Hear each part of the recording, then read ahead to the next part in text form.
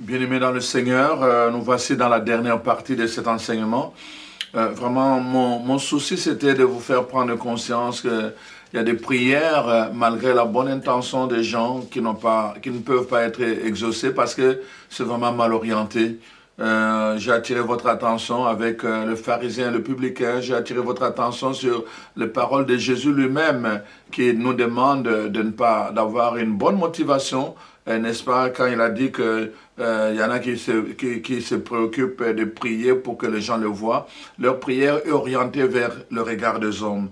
Il y en a aussi qui multiplient le regard parce qu'ils ne connaissent pas Dieu. Ça montre qu'ils ne connaissent pas Dieu. Donc cette prière n'est pas orientée vers Dieu parce que justement la façon de prier montre que c'est formaliste. Le pharisaïsme, c'est le formalisme. Il faisait des choses par formalisme. Et c'est le danger de tomber dans le formalisme quand nous prions. Il y a des gens qui ne sont pas, je dis tout le temps mon expression, il y a des gens qui prient par habitude, mais qui ne sont pas habités dans leur prière. Donc c'est important d'être habité. C'est pour cela que nous laissons une place au Saint-Esprit quand nous prions. Parce que lui peut nous diriger différemment quand nous commençons à prier.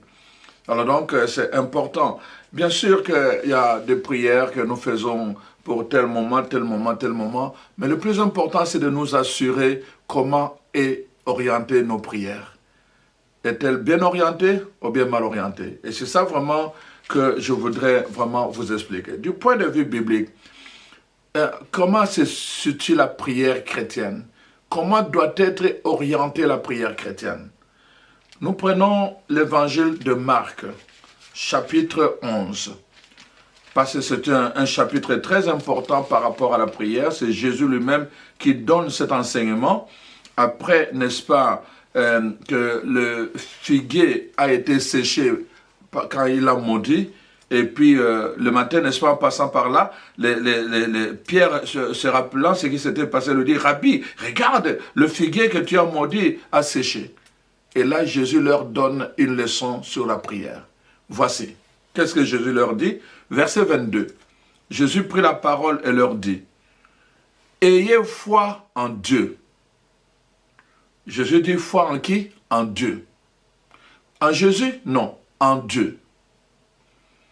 Je vous le dis, en vérité, si quelqu'un dit à cette montagne, « ôte-toi de là et jette-toi dans la mer », s'il ne doute point en son cœur, mais croit que ce qu'il dit arrive, il le verra s'accomplir.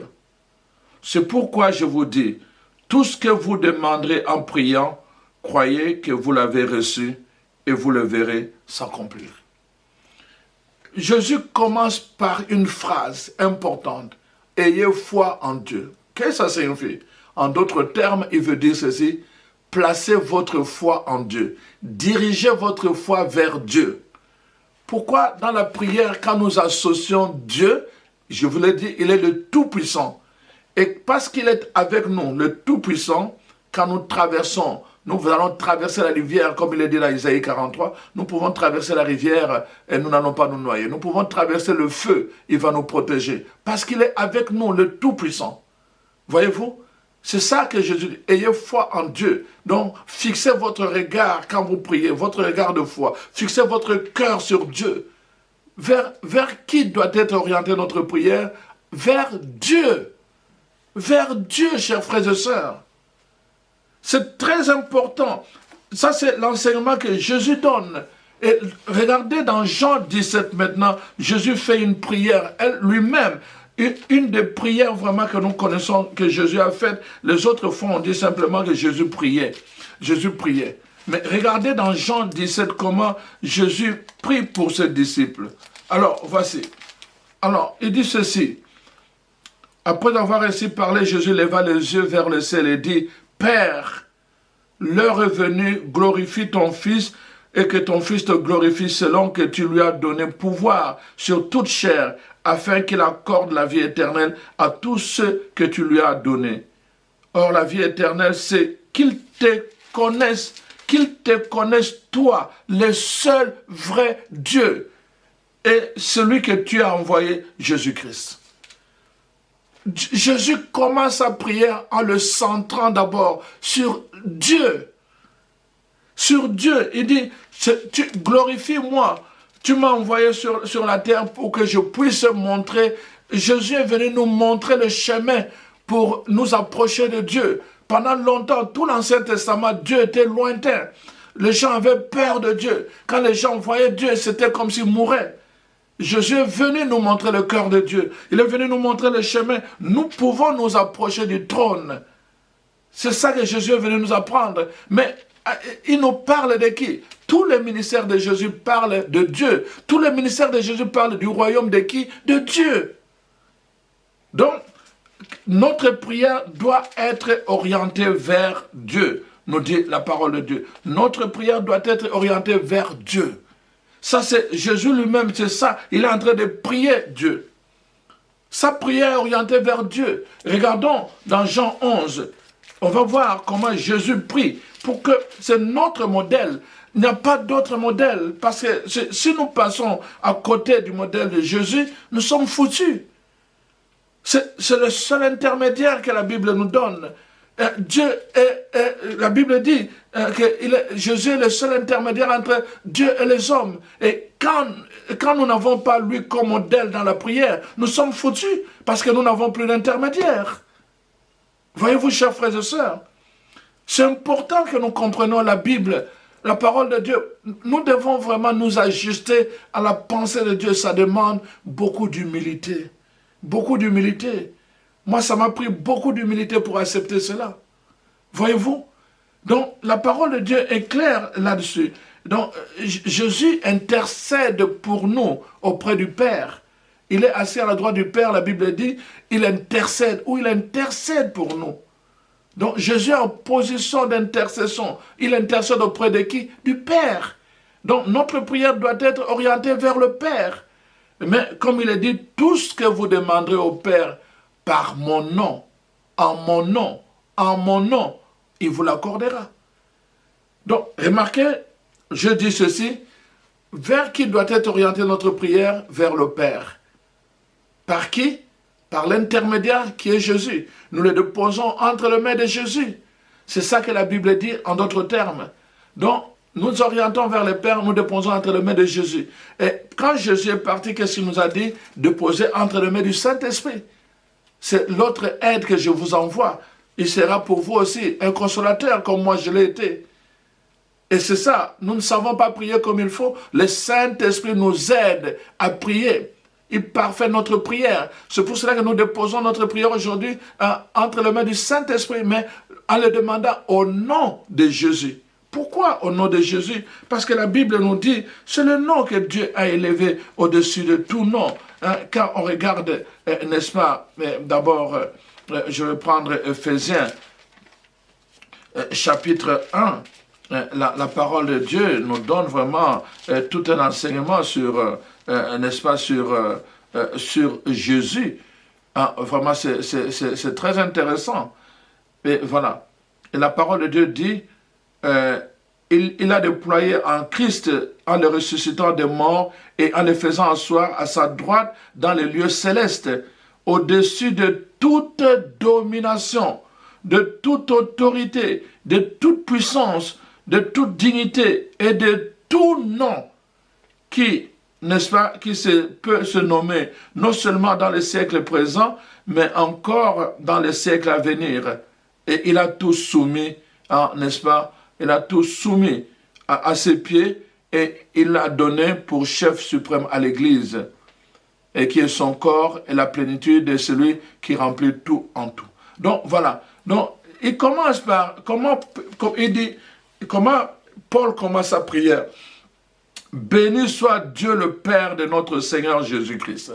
Béni soit, la prière doit être adressée, orientée vers le Père. Béni soit Dieu le Père de notre Seigneur Jésus-Christ, n'est-ce pas? Qui nous a bénis de toutes sortes de bénédictions spirituelles dans le lieu céleste. Où? En qui? En Jésus-Christ.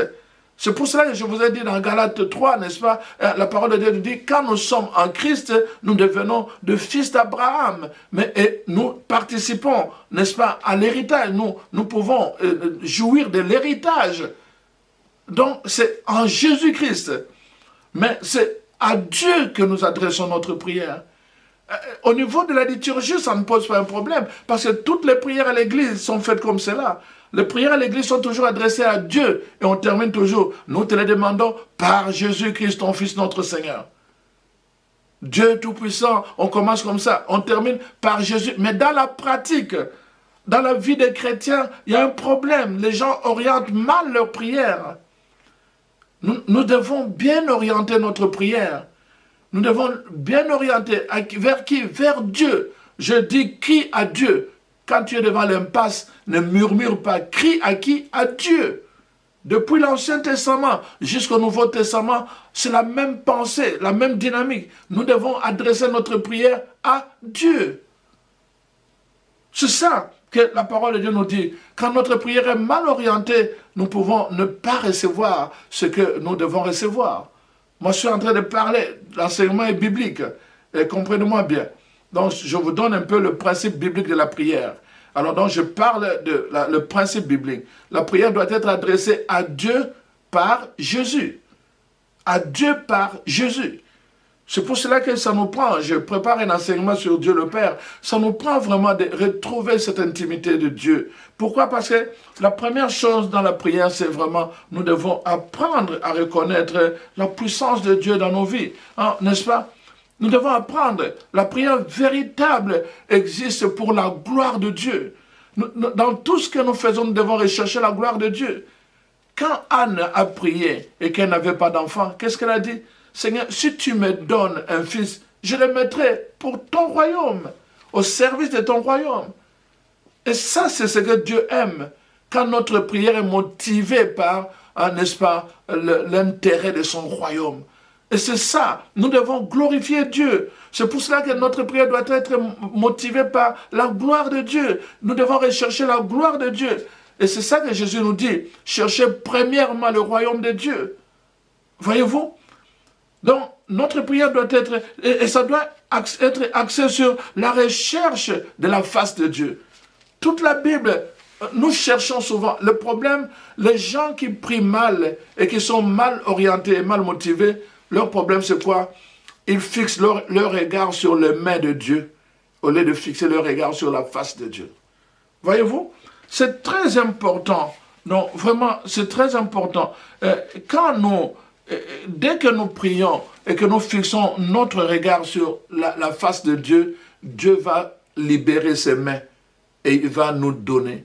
Mais quand nous fixons notre regard sur le main de Dieu sans regarder sa face, alors à un moment donné, Dieu dit non, tu viens me chercher juste pour ce que je te donne et il va nous mettre en épreuve. Voyez-vous?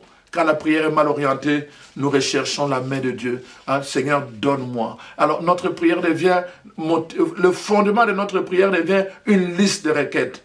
C'est-à-dire, j'ai un problème, je vais prier, non pas pour la gloire de Dieu, mais pour la résolution de mes problèmes. Ma prière est orientée vers mes problèmes. Voyez-vous? C'est ça le problème que nous avons. Notre prière est mal orientée dans la plupart des cas. Parce que nous prions, le fondement, la plupart des cas, le fondement de notre prière, ce sont nos problèmes. Le fondement de notre prière, ce sont nos requêtes. On va entendre, est-ce qu'il y a des requêtes pour la prière d'aujourd'hui? Mais est-ce que la prière, c'est faite pour des requêtes? Bien sûr qu'on peut mettre des requêtes même quand on prie pour la gloire de Dieu. Mais la première chose, nous devons reconnaître Dieu en tant que Dieu. Il est le Tout-Puissant. La première chose, nous devons reconnaître ce qu'il a fait. Il a créé la terre, nous sommes sur la terre, disons merci. Pour l'air, pour le soleil, pour le feu, pour l'eau, et pour tout ce que la combinaison de ces choses produisent comme nourriture pour nous, pour soutenir notre vie. C'est la première chose. La première chose, c'est de demander vraiment la fidélité à rester branché, dépendant de son souffle.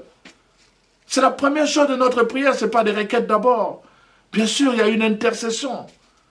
Alors donc, voyez-vous, c'est très important, notre façon de prier. Et nous prions, alors, nous adressons à Dieu par Jésus. Pourquoi? Parce que Jésus, en venant dans notre monde, dans Colossiens 1, verset 15, la parole de Dieu dit, il est l'image visible du Dieu invisible. Donc, Jésus connaît Dieu. Et si nous demandons par lui, c'est parce que lui-même a été fidèle à son Père. Il a marché dans la fidélité. Il a servi Dieu dans la droiture. Et Dieu l'a élevé. Il a placé à sa droite pour que l'intercession passe par lui, mais adressée au Père. Ne l'oublions pas, chers frères et sœurs. Mon thème, c'est ta prière était bien orientée. Moi, je ne parle pas d'autre chose. Je parle de l'orientation. Est-ce que ta prière est bien orientée? La motivation. Est-ce que ta prière est vers les choses secondaires ou bien ta prière est vers Dieu lui-même? Ceux qui cherchent la main de Dieu cherchent des choses secondaires. Cette prière n'est pas bien orientée. Mais ceux qui cherchent la face de Dieu, voilà la prière. C'est ça que je suis en train de t'enseigner aujourd'hui. Apprends à chercher la face de Dieu. Apprends à chercher la face de Dieu. Et alors tu vas trouver grâce auprès de Dieu. Donc, nous passons par le Christ parce que c'est lui que Dieu a établi comme médiateur. Il a établi comme médiateur et nous devons le reconnaître justement son rôle au milieu de nous. Donc voilà pourquoi, très important, la motivation. Pourquoi, comment nos prières doivent être bien orientées, c'est comment nous posons le regard. Souvent, notre regard n'est pas correctement focalisé. C'est-à-dire, il est tourné vers nos problèmes. Il est tourné vers les hommes, comme j'ai dit pour le pharisien. Tourné vers les hommes pour que les gens voient notre gloire. Il est tourné vers nos problèmes. C'est toujours les lamentations. Non, notre prière ne doit pas être focalisée sur cela. Notre prière ne doit pas être focalisée sur cela. C'est important que notre prière soit bien focalisée. Laissez-moi vous dire aussi une autre chose. Voyez-vous, dans la plupart des cas, on va dire, bon, l'apôtre Paul dit que je n'ai pas d'autre évangile à annoncer que la croix de Jésus-Christ. J'ai déjà enseigné là-dessus. Mais ce que je voulais vous dire, quand je prie, il y a deux choses, vous savez. Le Christ, l'agneau, a été crucifié sur la croix, mais l'agneau a été glorifié. Et celui sur le trône, c'est le lion de Juda. Voyez-vous? La victoire, le triomphe, c'est par les lions de Juda. Donc, nous ne devons pas rester à regarder la croix. La croix, c'était l'achèvement de l'œuvre de Jésus. Maintenant, nous devons fixer notre regard sur le trône. C'est pour cela que la parole de Dieu, approchez-vous du trône de la grâce. Chers frères et sœurs, comprenez bien la parole de Dieu. Approchez-vous. Le livre des Hébreux dit cela. Approchez-vous du trône de la grâce. Approchez-vous du trône de la grâce. Nous devons nous fixer notre regard sur le trône. Sur le trône. Parce que c'est très important que nous puissions, n'est-ce pas, comprendre que sur le trône, c'est Jésus ressuscité. C'est Jésus ressuscité qui a vaincu. Jésus de la victoire. Regardez, la parole de Dieu nous dit dans Ephésiens 2, n'est-ce pas, il dit ceci, que premièrement, la parole de Dieu dit que Jésus est assis, quelle est la position actuelle de Jésus? Il est assis à la droite du Père, sur le trône. Il est assis, il est sur le trône à la droite du Père. C'est sa position actuelle, c'est le lion de Juda. Dans Apocalypse 5, je regardais, on me dit, ne pleure plus, regarde l'agneau. Et je tournais, je regardais, je vis le lion de Juda. Voici le lion de Juda. Voici le lion de Juda. Notre regard doit être bien orienté vers le trône, vers le lion de Juda. C'est le vainqueur, c'est l'agneau qui a été immolé, mais qui a vaincu, qui a triomphé. C'est celui-là qu'on appelle le lion de Juda. Ne l'oublions pas. Notre regard doit être tourné vers lui. Il a accompli les choses sur la croix. Il a versé le sang pour la rémission de nos péchés. Mais dans le triomphe, dans la victoire, c'est le trône. Parce que Jésus est assis à la droite du Père. C'est l'intercesseur, c'est l'avocat. Jésus est notre avocat, ou à la droite du Père, sur le trône. Et la parole de Dieu donc, nous invite à cela. Donc, approchez-vous du trône de la grâce. Voyez-vous, Apocalypse 4, pardon, Hébreux 4, verset 16. Approchons-nous donc avec assurance du trône de la grâce afin d'obtenir miséricorde et de trouver grâce pour être secourus dans nos besoins du trône de la grâce. Donc, pour être secourus dans nos besoins, approchons-nous du trône. Orientons. Notre prière doit être orientée vers le trône. Vers le trône, chers frères et sœurs. Voyez-vous, c'est vraiment important que nous comprenions cela. Pourquoi? Parce que la Bible ajoute en disant, Jésus est assis à la droite du Père. Nous aussi, nous sommes assis avec lui. Et regardez dans Éphésiens chapitre 2, verset 6. Donc, je dis dans Éphésiens chapitre 1, verset 20, il dit ceci, il l'a déployé en Christ en le ressuscitant de mort et en le faisant asseoir. Dieu a fait asseoir Jésus dans le lieu céleste, à sa droite, n'est-ce pas? Dans le lieu céleste, nous dit Éphésiens 1, 20. Et maintenant, dans Éphésiens 2, verset 6, la parole de Dieu nous dit, il nous a ressuscités, nous aussi, et il nous a fait asseoir, nous aussi, n'est-ce pas, avec Christ. Il nous a fait asseoir avec lui, n'est-ce pas, ensemble dans le lieu céleste en Jésus-Christ. Voyez-vous, quand nous prions, nous devons savoir quelle est notre position. Si nous sommes mal positionnés, nous risquons de regarder encore la croix de Golgotha, alors qu'en fait, c'est le trône, l'agneau est ressuscité. Il a vaincu l'œuvre de la croix. Et maintenant, il est assis à la droite du Père. Il est sur le trône de la grâce. Approchons-nous pour qu'il nous secoure dans tous nos besoins. Voyez-vous, chers frères et sœurs, c'est important cela. C'est pour cela que parfois, je dis aux gens, encore parce que je suis en train de vous parler de la prière, il doit être bien orienté. Encore, par exemple, le nom de Jésus et le sang de Jésus.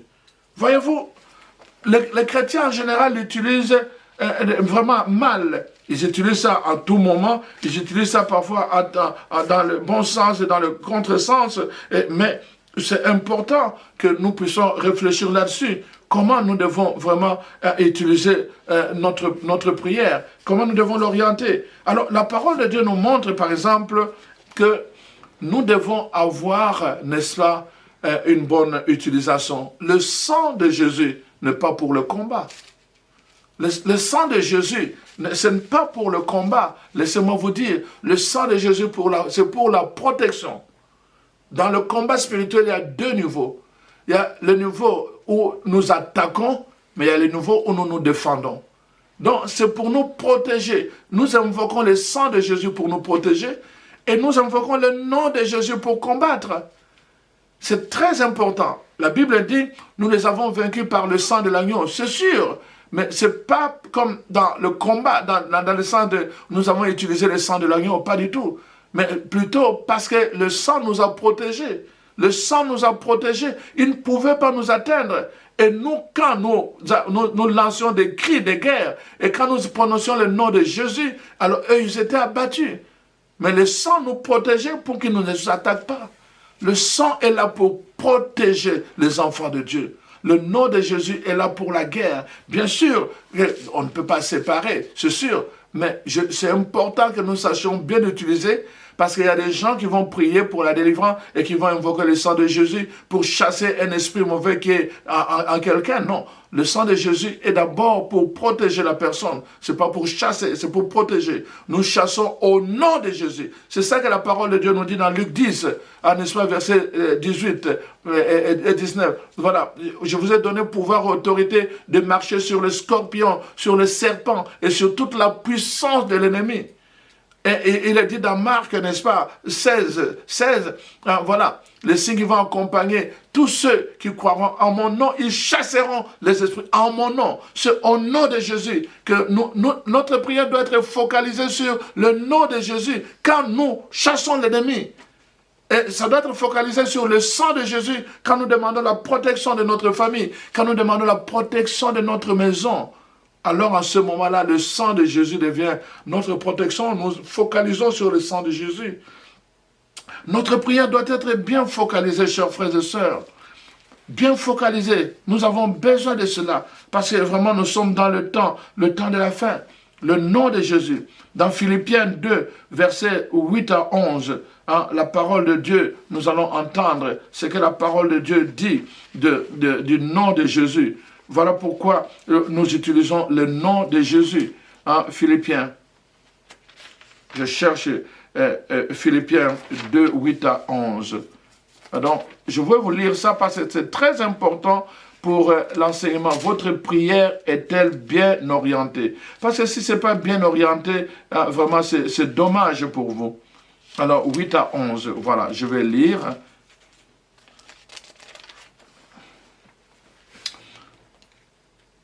Voilà. Alors, ayant paru comme un simple homme, donc voilà, il parle de Jésus, il s'est humilié lui-même, se rendant obéissant jusqu'à la mort, même jusqu'à la mort de la croix.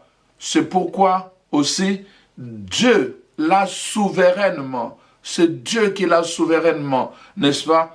Dieu l'a souverainement élevé et lui a donné le nom qui est au-dessus de tout nom, afin qu'au nom de Jésus, tout genou fléchisse, dans les cieux, sur la terre et sous terre, et que toute langue confesse que Jésus-Christ est Seigneur, à la gloire de Dieu le Père. Voyez-vous, le nom, devant le nom de Jésus, tout genou doit fléchir. C'est pour cela que Dieu a élevé son nom au-dessus de tout nom. Il lui a même doté la supériorité sur toute autorité, tout pouvoir, toute dignité et tout nom qui puisse exister sur la terre, dans les cieux et sous terre. Pour qu'au nom de Jésus, tout esprit obéisse. Nous chassons, quand nous prions, nous focalisons sur le nom de Jésus pour chasser. Mais quand nous demandons la protection, nous nous focalisons sur le sang de Jésus. Apprendre à bien prier quand vous priez. C'est très important, chers frères et sœurs. Voilà pourquoi nous avons entrepris vraiment cette démarche, cet enseignement. C'est vraiment pour que nous puissions tous grandir, n'est-ce pas, dans la foi. Alors vraiment, mon souci était celui-là. Nous devons fixer notre regard sur Jésus et non pas sur le diable. Ne pas sur le diable, n'est-ce pas? Quand Dieu a libéré le peuple de l'Égypte, il n'était pas fixé sur l'Égypte, il était fixé sur la terre promise. Son message était, il y a une terre de la promesse pour vous. Il y a une terre de la promesse pour vous. Dieu n'était pas fixé sur l'ennemi, sur Satan. Il était fixé sur la promesse, la terre de la promesse. Dans notre prière aussi, nous ne devons pas être fixés, nous ne devons pas focaliser notre prière sur l'ennemi. Nous devons focaliser notre prière sur la victoire de Dieu. Quand Dieu est avec nous, parce qu'il est victorieux, nous sommes dans sa victoire et nous imposons sa victoire ici sur la terre. Voilà pourquoi nous devons apprendre à bien prier. Voilà pourquoi Jésus nous dit, quand vous priez, dites notre Père qui est aux cieux, que ton nom soit sanctifié. Vous voyez, encore la prière est tournée vers Dieu le Père. Que votre prière soit tournée vers Dieu le Père. Alors donc, parce que, voyez, vous êtes façonné ou détruit par ce sur quoi votre regard est fixé. Si vous fixez votre regard sur le problème, vous finirez par vous décourager et par l'abandon. Si vous fixez votre regard sur Dieu, alors vous allez être encouragé parce que les gens qui fixent leur regard sur eux-mêmes, ils finissent par tomber malades à la fin. Mais ceux qui fixent leur regard sur leurs problèmes finissent par se décourager. Mais si tu fixes ton regard sur Dieu, alors tu verras toujours le lion de Juda et tu verras sa victoire, son triomphe. Et ta prière sera très puissante. Pourquoi? Parce que Dieu, avec qui tu t'associes, est très puissant. Vraiment, que le Seigneur puisse te bénir et que le Seigneur vraiment te donne le triomphe sur tes ennemis tel qu'il est écrit dans Ephésiens 1, verset 16 à 23. Que le Seigneur te donne le triomphe. Je vais prier pour toi maintenant. Alors Seigneur Dieu, je demande au Seigneur vraiment de te visiter. Seigneur, nous avons été formatés et il est difficile pour nous de nous déraciner de ce formatage. Seigneur, je te bénis, je te rends grâce pour ta parole. Tu l'as donnée pour que nous puissions nous instruire, pour que nous puissions, n'est-ce pas, nous corriger les erreurs et que nous soyons affermis pour le bien. Que cet enseignement que nous venons de livrer, Seigneur, puisse édifier tes enfants, afin, Seigneur, qu'ils entrent dans ta vision à propos de la prière, et qu'ensemble nous devenions une armée de conquérants, une armée, Seigneur, qui se mette en genoux devant toi et qui oriente notre prière pour ta gloire en recherchant ta face dans l'assurance que tu vas venir à notre aide. Alors merci, Seigneur, de toucher tous tes enfants là où ils sont. Au nom de Jésus, je te prie. Amen.